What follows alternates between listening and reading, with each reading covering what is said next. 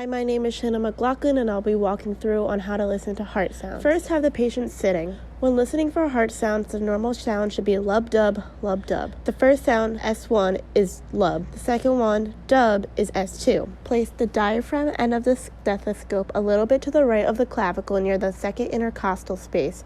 You are listening for the aortic valve. Then move to the left side of the clavicle, still near the second intercostal space, listening for the pulmic valve. The aortic and the pulmic valve is the beat that is loudest up here. This is the S2, the dub sound. Moving down near the fourth intercostal space, this is the tricuspid valve. Then move a little bit more down laterally on the fifth intercostal space.